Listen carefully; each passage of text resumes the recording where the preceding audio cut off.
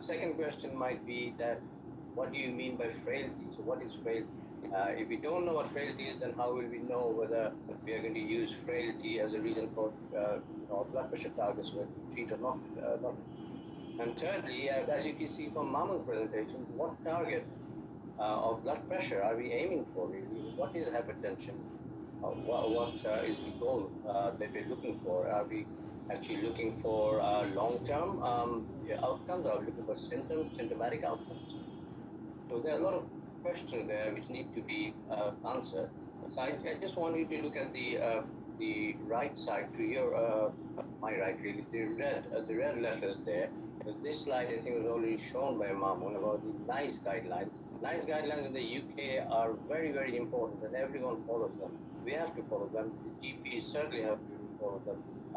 The hospital implements them. GP surgeries are often paid in accordance to how well they are following the NICE guidelines. The contracts state what about measuring blood pressure, what targets they have to look at, things like that. So in NICE 2019, they said that for people above the age of 80, with a clinic blood pressure of greater than 150 by 90, you should offer lifestyle advice and consider treatment if the lifestyle advice isn't enough to reduce the blood pressure. So that's the goal that they set for older people. And what they have called old here is 80, whereas in some other studies and talks, we are talking about 60, maybe some other age. But at NICE, according to NICE, what they have said is 80 is what we use. And below 80, they're looking more at 140 by 90. But they've added something else. As you can see, they said use your clinical judgment in people who have frailty or multimorbidity. So if you think that they have got frailty or if they have got a number of other medical problems which may be overriding their hypertension, then you have to use a clinical judgment. So there you go. So they put the ball back in our court, saying that we have to use a clinical judgment rather than giving us a number that we have to aim for. European guidelines, which again Mamun touched on, in the European guidelines for older people, again they have said elderly is 80, that's the number that they have used, and they're saying the systolic blood pressure is greater than 160. They've completely ignored the diastolic, maybe quite reasonable. Systolic blood pressure of 160, if it's more than that, that's when you treat and you aim for blood pressures below 150. And again, they have also said that with frail elderly, we are not giving any guidelines. The decision is entirely up to the treating physician, who will weigh benefit versus risk of treatment and whether the patient actually needs to be on treatment or not. So those are the things I think that we talk about quickly in the next few minutes. So hypertension is a commonest chronic disease in older adults, so it's very important that we know when, what sort of blood pressure measurements, or when we should be treating blood pressure in those above the age of 80. And in younger ages, we know that treating blood pressure definitely helps and improves longer-term outcomes, but we don't know what happens in older people, particularly people over 70, certainly in people over 80. We don't know whether they actually benefit from treating. If you look at RCTs, frail older people are basically kicked out of these trials, randomized controlled trials. They don't want them. They don't want them because they may have limited life expectancy. They may have a lot of diseases which, if you throw them into the mix, may influence the trial results. They are on a load of pills, and sometimes their cognition is a problem, or quite often their cognition is a problem. So they are not included in RCTs in general. There's some RCTs which have looked at this. So there's HIVET, hypertension in the very elderly trial, looked at over the age of 80. In SPRINT, there was an over 75. A lot of people were over 75 in that trial, systolic blood pressure intervention trial, but they excluded the frail elderly. So in SPRINT, anyone who had dementia, significant frailty, or nursing home residents were excluded. Those were exclusion criteria. In HIVET, anyone who had dementia, frailty, multiple comorbidities were excluded. So what are we supposed to do with these patients? If they won't include them in the RCTs, what are they saying to us? That we should not be treating them, or we should be treating them, or they don't care? I don't know, or maybe just because they want to get a clean result, so that's why they didn't use them. Um, so this is um, in this country, in the United Kingdom, the general practice surgeries all over the country have this database. You can use that database to get information. You can do very large prospective observational studies. So this is a study which came out quite recently. Blood pressure in frail older adults, association cardiovascular outcomes and all-cause mortality. This is not an RCT because essentially I think RCTs in this age group are just never going to happen. In frail older people just won't happen. But this is a very large prospective observational study of nearly 500,000 people over the age of 75. And these are people who normally would not be included in RCTs. The follow-up was 4.46 years, a mean follow-up, up to 10 years. And what they found is that the lowest mortality risk in adults above 75 years was at systolic blood pressure of 140 to 160 and diastolic of 80 to 90. And they found that there was an excess mortality. This is all-cause mortality. This is not just cardiovascular mortality. Excess mortality in adults above 75 years when you lower the blood pressure below 130, irrespective of baseline frailty, whether they're frail or not. And again, I have to stress that this is association, but a lot of numbers are very big, so possibly a valid result. Now, and they have said what they found is that in adults above 75 with moderate to severe frailty, and all people above the age of 85, there was no increased mortality risk with hypertension, even if the systolic was greater than 180. So I guess the conclusion is that further work is required to evaluate the safety and benefit of blood pressure reduction in frail older people. We can't just read a number. We have to look at other things. So some tips that the diagnosis of hypertension, again, this has been touched on by previous speakers, that you have to have multiple measurements, separate visits, not just all of them done in one visit.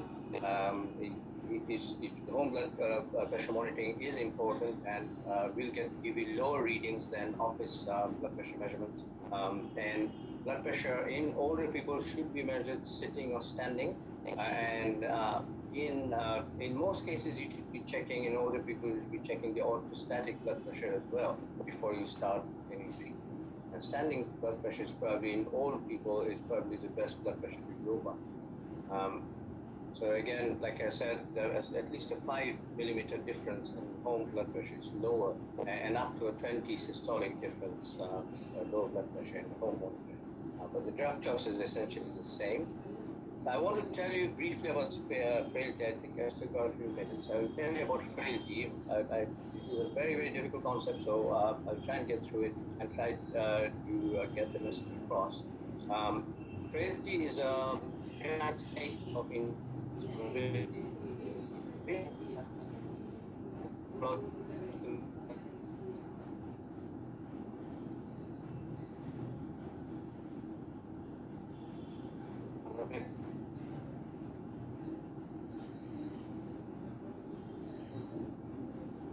So normally, say if they can make them very unwell, so they just don't have the results.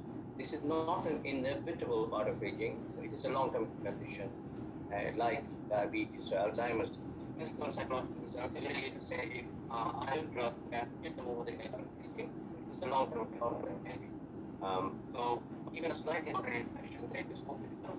They just don't have multiple long-term conditions also have frailty, and this may be completely overlooked if you're focusing on a disease-based approach or stroke or whatever it is that you may be focusing on. There are certain syndromes. It's often defined by these syndromes that we frequently see, like me or pediatricians see presenting with.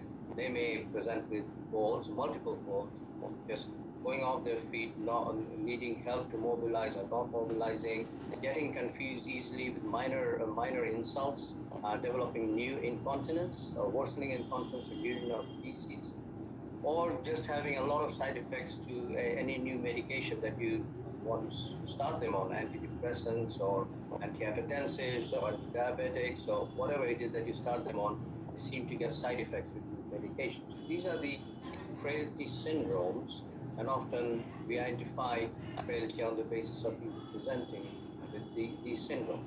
The general practitioners, they have to identify frailty.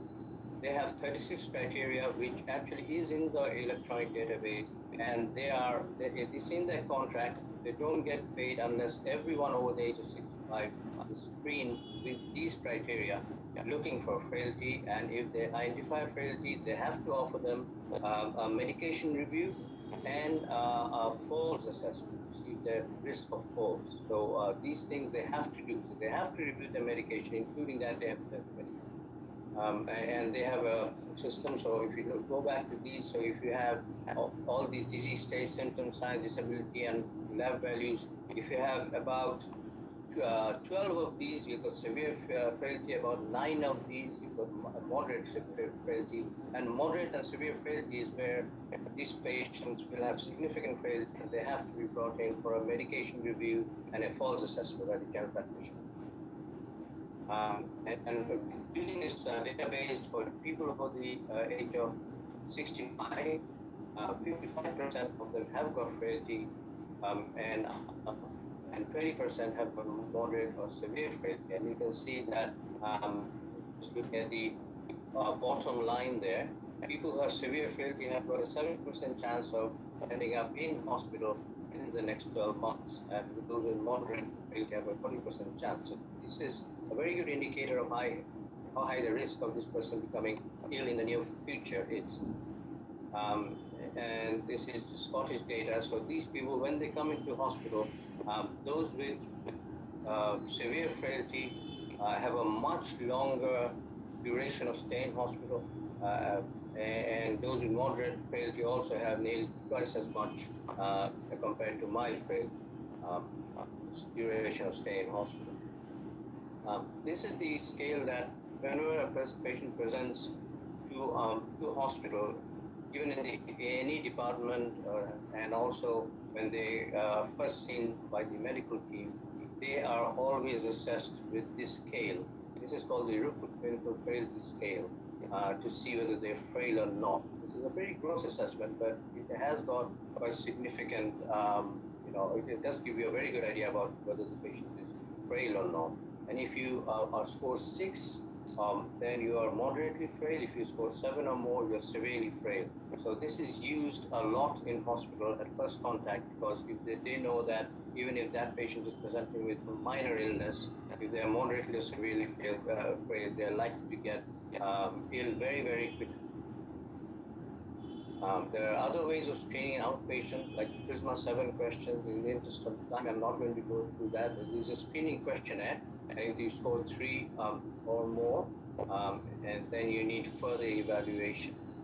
And also in outpatient clinic, we use things like the gait speed and the timed up and go test to screen for frailty. This is often will be done by the nurse in clinic. There you have to watch out for false positive, like someone might just have a dodgy knee or something like that, which is slowing them down. But overall, these are good tests as a screen, and if the screen is positive, then you can go on to further assessment. So the importance of medication review in these older people. I know it's treating hypertension is very important, but as you get very old and frail, it is important that we understand that the pharmacokinetics and pharmacodynamics change, and they are very susceptible to polypharmacy, drug interactions, and adverse drug reaction. And it may often be that you're better off being more pragmatic and crossing through some of their drugs. So in frail older people, often we will go to their drug charts and actually reduce the medication and change our goals of treatment, rather than putting more and more medications on them. We have something called a stop-start toolkit. So the stop toolkit gives us lists of medication that have to be reviewed, and we have to consider whether these are appropriate or whether they should be stopped. And then there are also lists, another list, which is the start toolkit, sort of triggers to start treatments, which may be whether it's Parkinson's treatment or for atrial fibrillation or thyroid medication, things like that. Just in conclusion, so healthy but hypertensive elderly patients with intact activities of daily living and cognition should, I think, be treated in accordance to the guidelines, just as usual. But as you get to be moderate to severely frail, there is little evidence that treating hypertension is of any benefit. And it's very questionable whether treating those above the age of 85, they get any benefit at all from antihypertensive therapy. And really, we should all be aware of the frailty syndrome. It must be to a lot of people a fairly new concept. It is something that I think everyone needs to know about. Thank you very much. Stop sharing. Back to you. Thank you very much, Dr. Zahidi. Very nicely presented. I think this concept of frailty, even in UK, I'm sure you agree with me, is that even amongst physicians, I can put my hand up, being a acute physician, some of my colleagues will not have a great understanding and grasp of the issues of what frail elderly patients will have. And again, when you see patients coming in, speak to a relative to say, how's your dad doing? He would say that he had run a marathon. And when you ask them when, it was 50 years back. So it's an emerging concept, and I think it's very important for the aging population in Bangladesh. I think as we are living better and better, the average age is going up. So I think it's something to look forward to. Planetary Health Academia, with the help of our Bangladeshi colleagues, we probably can talk about frailty in the future. Thank you very much. Now, I would like to remind the participants to put your questions forward. I think it's very important that we have them coming in so that we can have a meaningful discussion at the end. So I'm going to move to our next speaker now. A brief introduction about our next distinguished speaker. So we have Professor Dr. Muhammad Mahlur Rahman Khan. He's a professor of internal medicine and head of medicine unit 4, Rajshahi Medical College. He's also acting as a dean of basic science and paraclinical faculty, Rajshahi Medical University, Bangladesh. And his topic today is oral hypoglycemic agents in the management of diabetes mellitus. So on to you, Professor Muhammad Mahlur Rahman Khan. Thank you.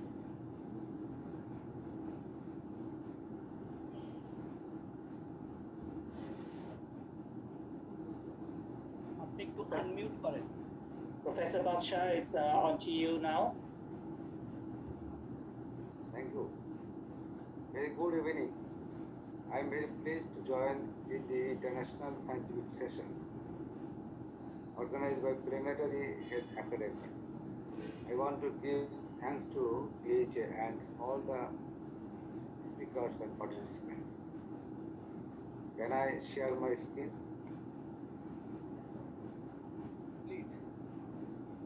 Okay.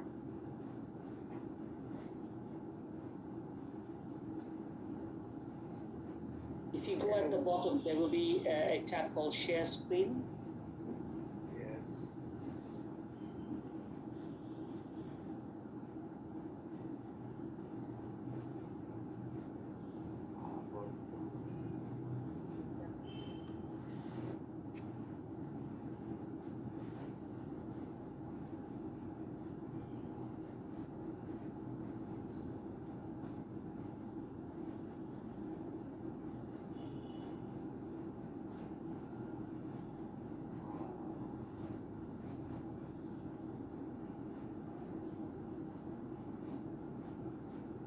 Professor Badshah, at the bottom of your screen, you'll have a tab that with the up arrow called saying Share Screen. If you click that, then it will bring up your slides, and you need to click onto that.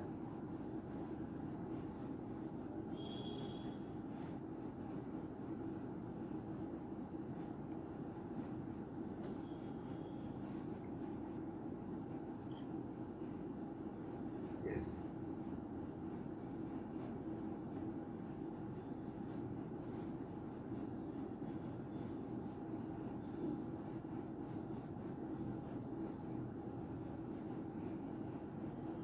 Can you see?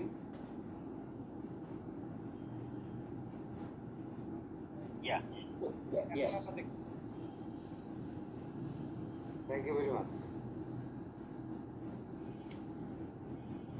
Uh,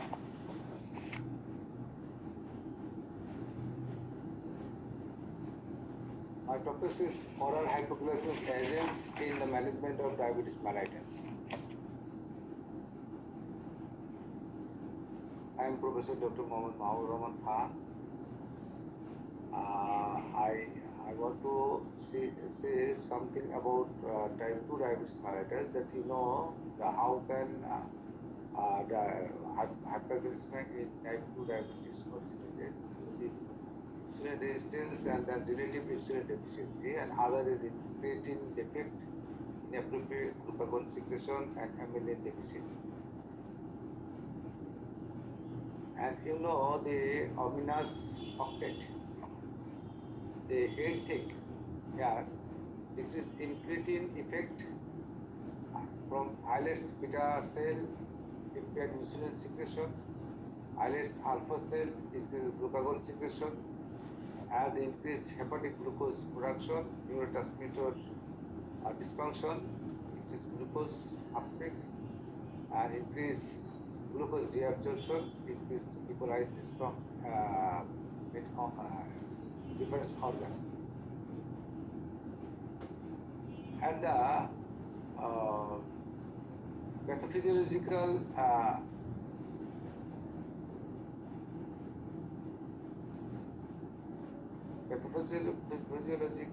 basis of treatment. That is insulin secretion.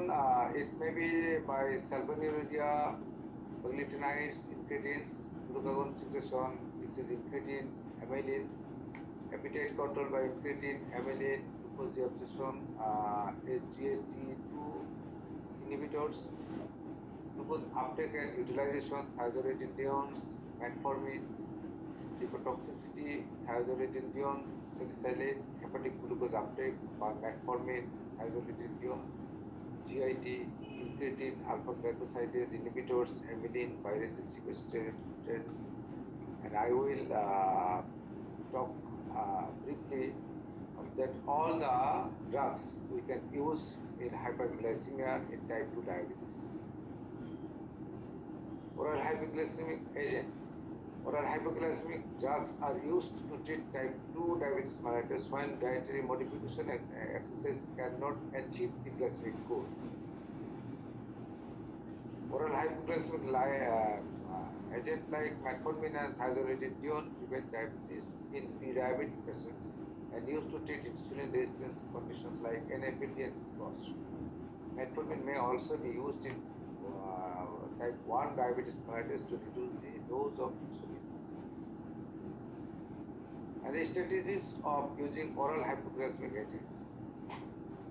Strategies are minimal cost strategy, minimal weight gain strategy, minimal progressive beta cell loss strategy, minimal injection strategy, minimal insulin resistance strategy, minimal effort strategy, hypoglycemia avoidance strategy, and postprandial targeting strategy. And this is the most common use of ADA guidelines 2021 for management of the diabetes mellitus. And this is the summary of the guideline. Here, two things you can see, that established atherosclerotic coronary vascular disease or CKD, and on the left side and right side there have no atherosclerotic cardiovascular disease or CKD. I want to start from the right side of my slide. That is no atherosclerotic coronary vascular disease or CKD. Here, regarding we should consider the compelling need to minimize hypoglycemia, then minimize weight gain and promote weight loss, and cost is a major issue. These three different issues we can manage the type 2 diabetes mellitus. Compelling the need to minimize hypoglycemia, DPP4 inhibitor, GLP receptor agonist, SGLT2 inhibitor, and thiazolidinedione. At first time, we can give monotherapy and then dual therapy if target is not achieved, then dual therapy, and if target is not achieved by dual therapy, then triple therapy we can give. Same like when compelling need to minimize weight gain and promote weight loss, then GLP-1 receptor antagonist and SGLT2 inhibitor. Here, at first the monotherapy, and then dual therapy, and then tertiary triple therapy you can give. If cost is a major issue, then we can use sulfonylurea, thiazolidinedione, and then dual therapy and then triple therapy like adding the basal insulin with or other oral hypoglycemic drug. If we consider the established atherosclerotic coronary vascular disease or CKD, then atherosclerotic coronary vascular disease, here GLP-1 receptor agonist with the CBD or benefit. Another thing is SGLT2 with CBD benefit if eGFR is adequate. Then like that, at first we can give monotherapy, then dual therapy, and then triple therapy we can give. Here, the target is HbA1c. HbA1c is target if above we cannot maintain the HbA1c, then we can go from monotherapy to dual therapy and then the triple therapy. And the drug is the same. I will talk about the oral hypoglycemia next time. Next slide.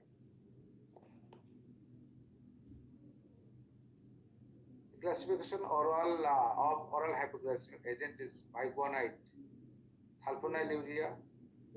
Biguanides, this is the sensitizer, and thiazolidinedione, it is also sensitizer. Biguanide, metformin, fenformin, etc. We can use only metformin here because fenformin and others cannot use because of lactic acidosis. Sulfonylurea is secretagogue. We usually use glimepiride, gliclazide. These two drugs is used more common in Bangladesh and worldwide. Then glinides, that is secretagogue, dipaglinides, netiglinides, thiazolidinedione, pioglitazone, rosiglitazone, and DPP4 inhibitors, sitagliptin, vildagliptin, saxagliptin, and linagliptin. Next drug classification of the oral hypoglycemic drug is alpha glucosidase inhibitors, that is acarbose. SGLT2 inhibitors must use empagliflozin, other canagliflozin, dapagliflozin. Dopamine 2 agonist, that is bromocriptine, and bile acid sequestrant, colesevelam. Now, biguanide metformin is the only biguanide available in Bangladesh. Fenformin and buformin, I talked before that it remain available in some countries, but banned for lactic acidosis in other countries. Metformin reduce hepatic. How it works?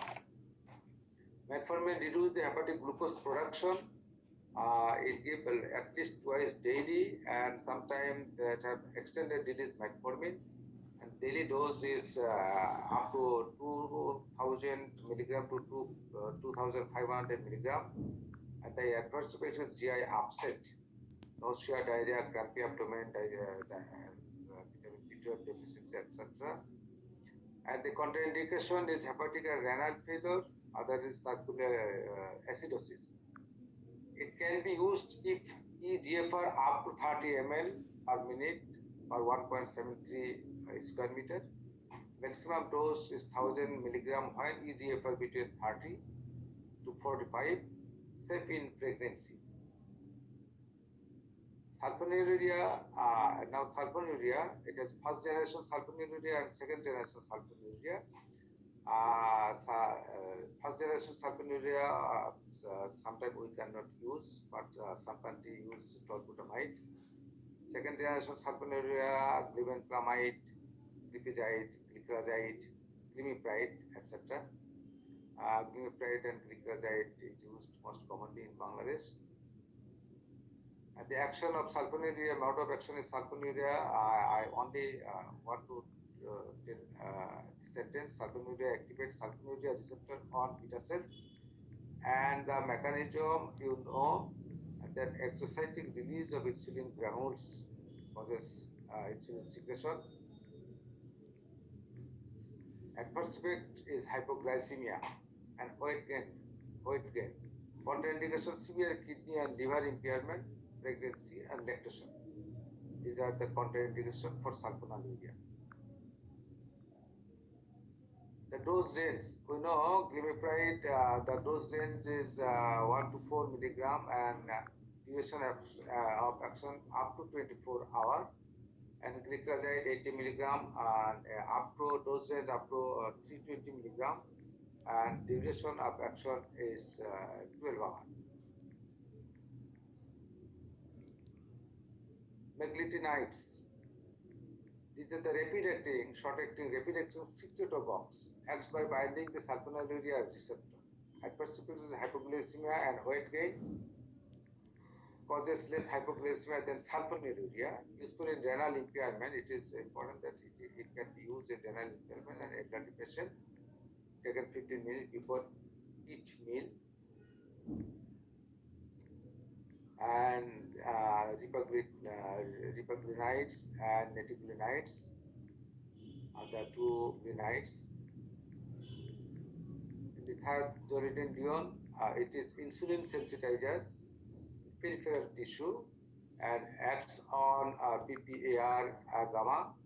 Adverse effects: water retention, decreased BMD, anemia, weight gain. Contraindication is heart failure, NIHA classification grade 3 and 4, and dose rosiglitazone 4 to 8 milligram per day and pioglitazone 50 to 45 milligram per day.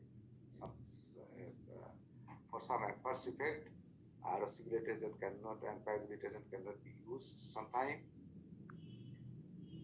DPP4 inhibitors, mechanism of action, it enhances endogenous incretin activity by preventing the degradation of the incretin. GIP and GLP-1 incretin causes enhance glucose-dependent insulin secretion, suppress glucagon secretion, create satiety, and slow the gastric emptying. Advantage is no hypoglycemia. Adverse effects: GI upset, pancreatitis, upper RTI. And the sitagliptin versus vildagliptin. Sitagliptin is superior than vildagliptin because in case of renal impairment, vildagliptin cannot be used, but linagliptin can be used in CKD. Alpha glucosidase inhibitors, acarbose and meglitol. Mechanism of action: delays the absorption of carbohydrate. Given with each meal, first mouthful of food ingested. Advantage: usually no hypoglycemia or weight gain. Adverse effect: flatulency, diarrhea, and abdominal upset. Dosage of alpha glucosidase inhibitors up to 3075 to 3000 in 3 divided doses for our duration. administered with low dose just once daily to increase tolerance. SGLT2, sodium glucose transporter type 2 inhibitors. Empagliflozin, used drug in Bangladesh. Dapagliflozin and canagliflozin also used, but sometimes, but in our country, empagliflozin is used mostly. It inhibits SGLT2 in the proximal nephron, increasing glucosuria, and the adverse effects is genitourinary infection, polyuria, volume depression, and hypotension and dizziness. Empagliflozin, the recommended starting dose is 10 milligram once daily, sometimes 10 to 25 milligrams once daily. Can be used with or without drug, without food at any times of day. And these are the pathophysiology and mechanism of action. SGLT2 and SGLT1-2 receptor 90% reabsorbed by SGLT2 and 10% from SGLT1 receptor, and this drug can reabsorb 90%. SGLT2 reabsorb 90% of glucose, but this drug secrete about 30 to 40% of this glucose by urine. Another agent is novel agents. Polycivalam, this is bile acid sequestered. How to act, it is not well known. Brom15 quick release formulation, dopamine 2 agonist, and the injectable amylo. This is not oral drug. Mechanism of action is colicivalam. Mechanism of action is glycemic effect is unknown. Advantage no hypoglycemia, decreases LDHC and etc.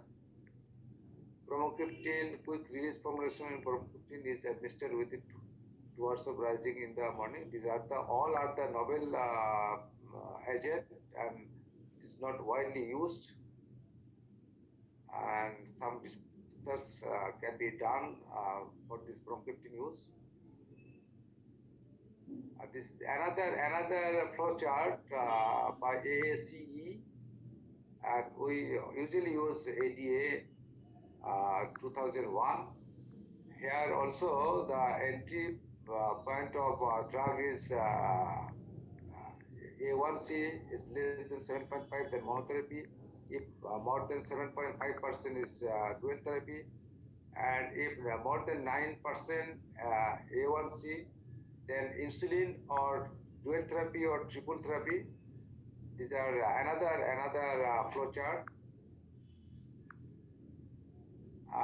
Sometimes oral anti-diabetic drug can be failed, and it's a primary failure and secondary failure. Primary failure, occurring from initiation of treatment.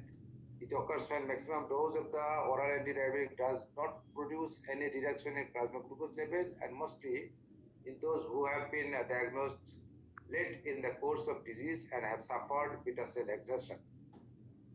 Secondary, when maximum secondary failure, when maximum dose of the oral anti-diabetic drug is to control plasma glucose adequately to meet the target value, although it had been effective earlier. And the fasting plasma glucose and postprandial plasma glucose lowering effect of oral hypoglycemic agent. We know the fasting plasma glucose lowering agents are metformin, sulfonylurea, thiazolidinedione, and basal insulin.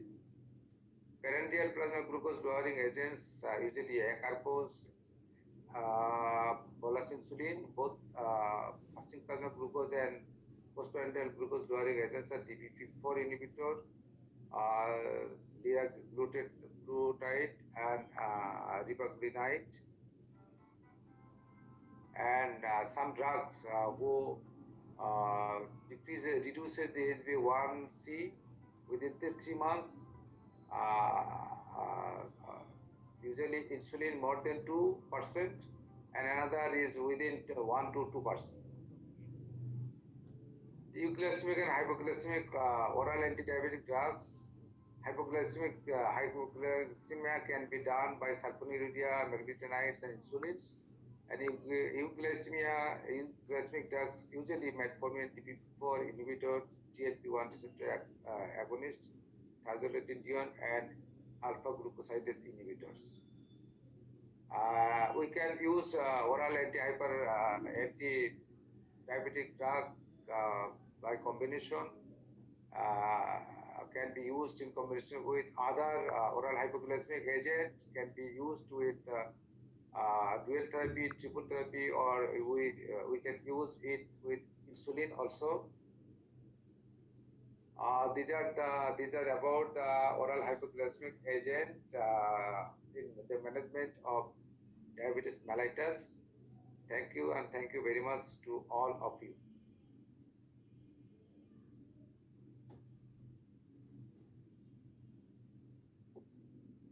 Thank you so much, Professor Mohammed Mahbub Rahman Khan. If you would be kind enough to unshare your screen. Yeah.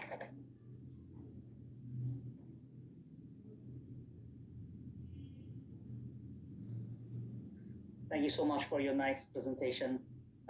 It's quite important to actually look at all the different available options that we have in terms of oral hypoglycemic agents. And also, I think there are quite a few myths that surrounds the use of metformin, and also, and again, the subtle risk that we have with the newer agents that will have to be addressed when we are prescribing these medications to our patients. And once again, thank you very much, and thanks to all the speakers so far for keeping within the time window for the presentation. Now, I'm going to move on to the next presenter now. So I think from the very beginning, when we were sort of talking about who knows who and who was whose student, I'm proud to say that I was a student or a trainee of Dr. M.D. Shafiqul Bari. He was our registrar when I was an intern in Dhaka Medical College. So Dr. M.D. Shafiqul Bari is a professor of medicine in Dhaka Medical College at the moment. He's also heavily involved in teaching and training, and I was just looking at his CV and was awed by the amount of work he has done for both undergraduate and postgraduate medicine in Bangladesh. His topic today is injectable options in the management of diabetes mellitus. So, Bari Bhai, off to you.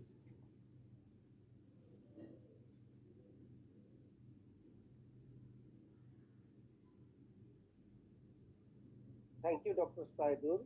Can you hear me? Yes, Bari Bhai, we can. Thank you. Yeah, okay. Just sharing screen.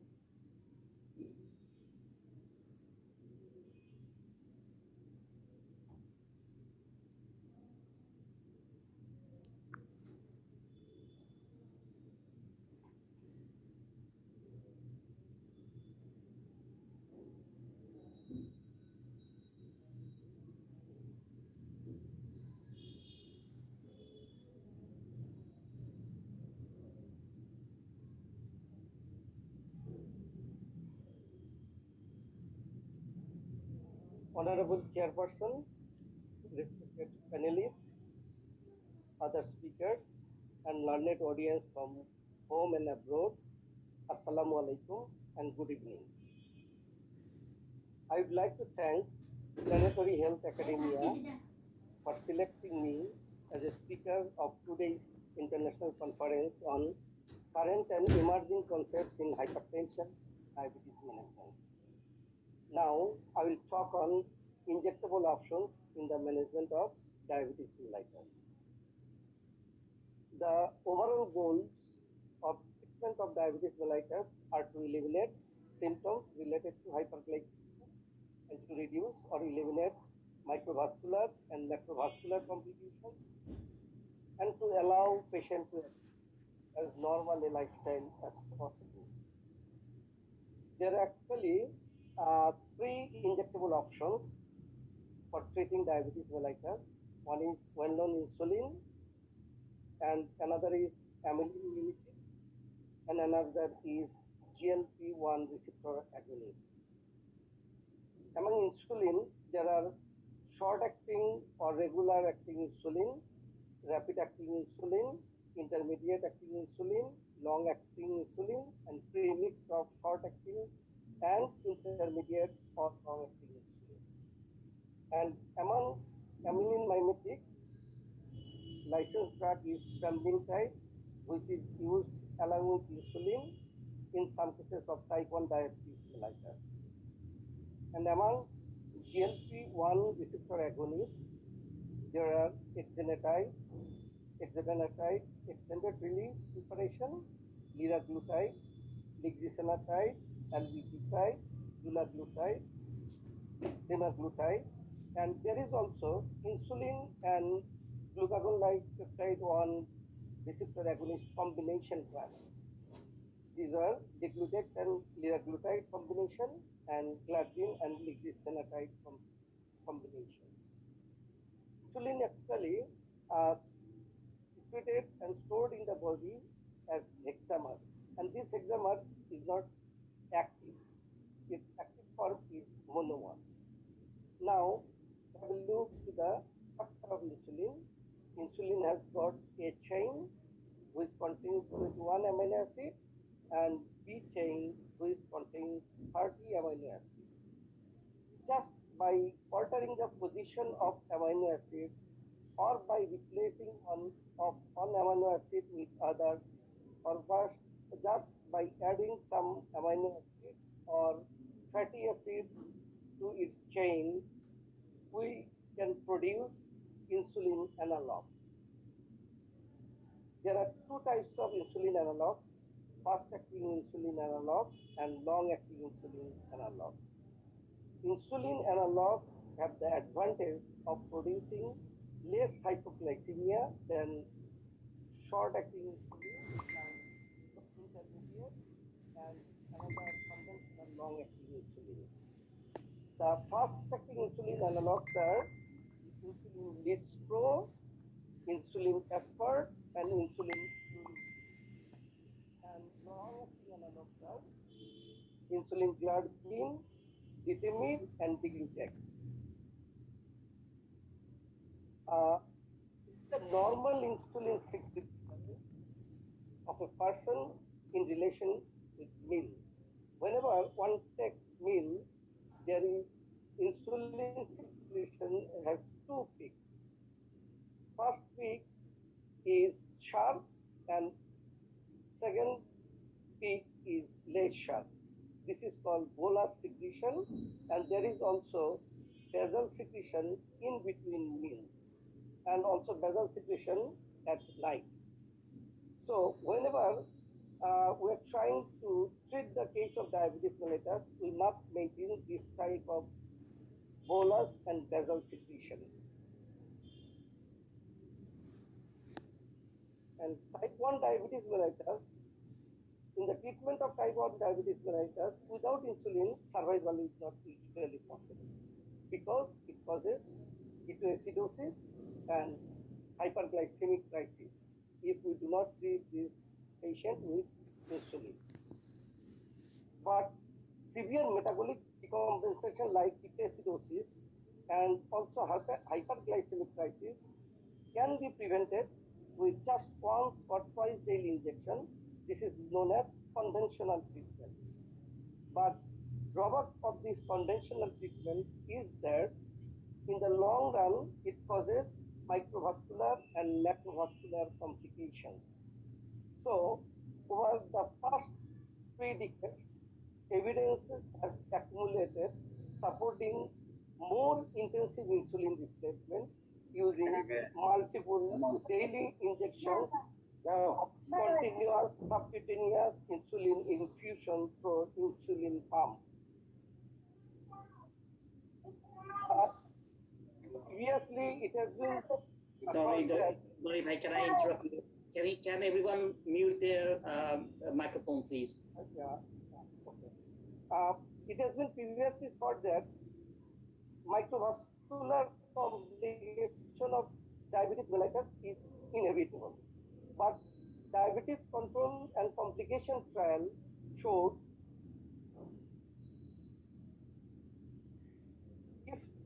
patient can be intensively treated with insulin, the relative risk of microvascular complications can be reduced or prevented. And this DCCT cohort has been followed up for the long period in EDIC trial. And in this EDIC trial, it showed that in conventional treatment group, there is 57% risk reduction in non-fatal MI, stroke, or cardiovascular death. So, macrovascular disease is also preventable with intensive insulin treatment.